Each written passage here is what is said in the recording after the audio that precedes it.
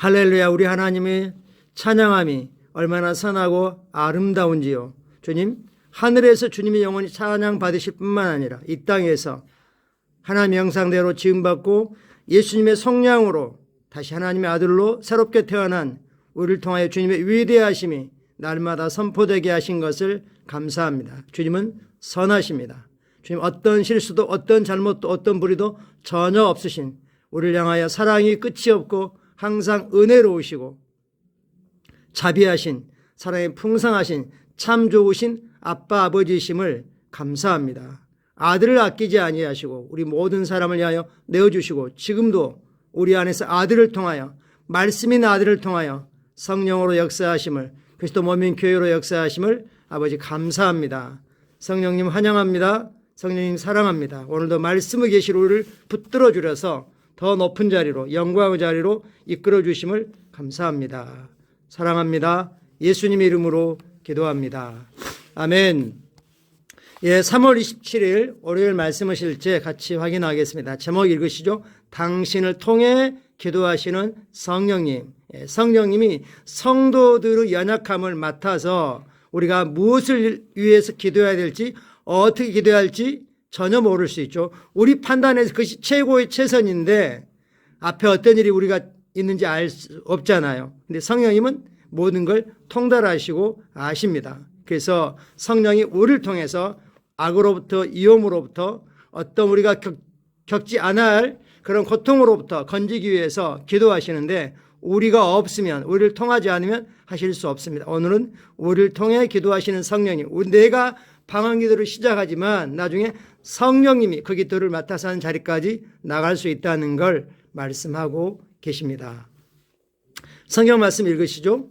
이와 같이 성령도 우리의 연약함을 도우시나니 이는 우리가 마땅히 기도할 바를 알지 못하나 오직 성령이 말할 수 없는 탄식으로 우리를 위하여 친히 간구하시느니라.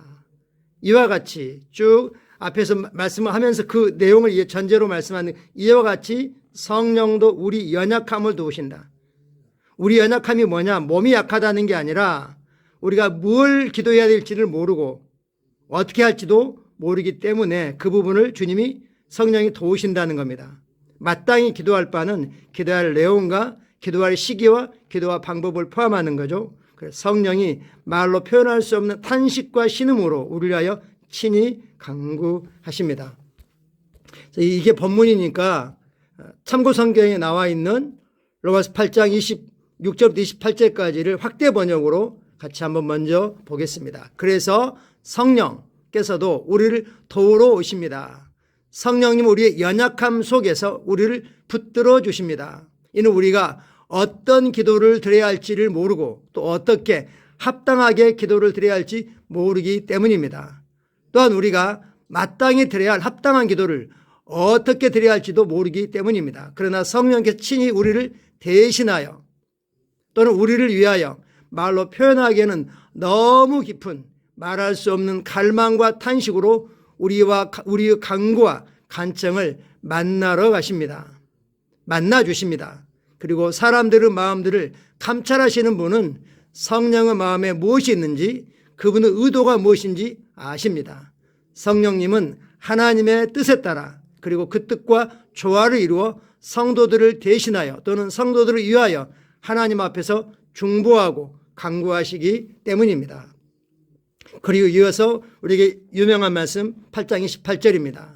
우리는 하나님께서 그들의 수고 동반자가 되셔서 하나님을 사랑하고 그분의 계획과 목적에 따라 부르심을 입은 사람들에게 또 그들을 위해 모든 것이 함께 일하며 계획에 부합하여 선을 위한다는 것을 확신하고 있고 또한 알고 있습니다. 아멘.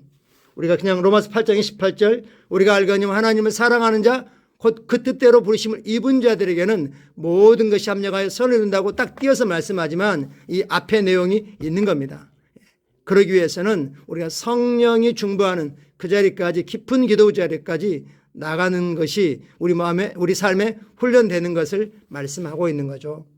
성령님은 우리 속에 있는 깊은 것들을 감찰하고 하나님의 의도와 목적과 계획을 아시기 때문에 그것과 일치하게 우리를 위해서 정말 중보하십니다. 본문 내용 확인해 가시죠. 가장 중요한 기도 종류 중 하나는 성령께서 친히 당신을 통해 성도들을 위해 중보하시는 기도입니다. 아주 우리가 하기 쉽지 않은, 우리가 의도한다고 되는 기도가 아닌 그런 기도가 있는데, 그건 바로 성령께서 성도를 위해서 중보하는 기도인데, 그것은 나를 통하지 않고는 안 된다는 거죠. 바로 오늘 본문에서 읽은 기도입니다.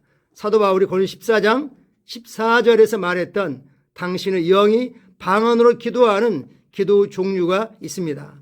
내가 만일 방언으로 기도하면 나의 영이 기도하거니와, 방언 기도는 영이 하는 기도이죠. 그래서 우리의 혼은 전혀 알아들을 수 없는 거죠. 그렇기 때문에 내 마음은 열매를 맺지 못하리라. 그러나 때로는 당신의 영이 기도하다가 성령께서 그 기도를 주관하는 단계에 이르게 됩니다. 그때는 더 이상 당신의 영이 기도하는 것이 아니고 성령께서 당신을 통해 말할 수 없는 탄식으로 기도하시는 것입니다. 당신은 주체할 수 없는 눈물을 흘리며 강렬하게 기도하고 있는 자신을 발견하게 됩니다. 슬픔이나 괴로움 때문에 우는 것이 아니라 영혼을 위한 해산의 고통입니다. 어떤 말도 나오지 않습니다. 심지어 배에서 고통이 느껴지는 것 같아 배를 붙잡지만 실제로 어떤 고통이 있는 것은 아닙니다. 이는 모두 성령께서 당신을 통해 기도 중에 진통하시는 것입니다. 정말 이런 기도는 우리가 하고 싶다고 할 수 있는 건 아니지만 이런 기도를 할 수 있으면 더 좋겠습니다. 오늘의 본문 구절을 다시 읽어보십시오. 성경은 성령께서 말할 수 없는 탄식으로, 어떻게 소리를 내야 될지 모르는 그런 탄식으로 우리를 위하여 친히 중보하신다고 말합니다. 이는 효과적으로 기도하는 놀라운 방법이며, 그렇죠. 성령이 친히 기도하신다면 응답되지 않는 기도가 어디 있겠습니까? 때로는 이렇게 성령님께 자신을 내어드려서 성령께서 당신을 통해 기도하시도록 하는 것은 매우 중요합니다. 이것이 당신을 통한 성령님의 사역입니다. 성령님께 우리 자신을 내어드리고 양보하는 자리까지, 그러려면 서두르지 않고 차분하게 성령님께 시간을 내어드리면서 그렇게 해야겠죠. 집중할 수 있어야겠죠. 로마서 8장 28절은 성령께서 당신을 통해 기도하실 때의 결과를 알려줍니다. 우리가 알거니와 하나님을 사랑하는 자, 곧 그의 뜻대로 부르심을 입은 자들에게는 모든 것이 합력하여 선을 이루느니라. 할렐루야. 아멘. 오늘 단 5분이라도 또는 단 10분이라도 다른 모든 걸 띄워놓고, 우리 손에 늘 쥐어져 있는 이 스마트폰을 멀리 해놓고 성령의 기도에 깊이, 성령이 나를 통해서 일하시는 그 자리까지, 기도 자리까지 나가시기를 권면하고 축복합니다. 유다서 1장 20절 확대 번역입니다. 그러나 사랑하는 너희는 성령 안에서 기도하면서 너희의 가장 거룩한 믿음 위에 너희 스스로를 건축하라. 기초를 세우라. 진보하고 거대한 건축물처럼 점점 더 높이 올라가라. 우리가 성령 안에서 기도할 때 우리의 가장 거룩한 믿음 위에 우리를 계속 세워가기 때문에 우리의 영적인 삶은 마치 거대한 건축물처럼 점점 더 높이 올라가는, 앞으로 위로만 전진하는 그런 영적인 삶이라고 말씀하고 있습니다. 같이 기도하겠습니다.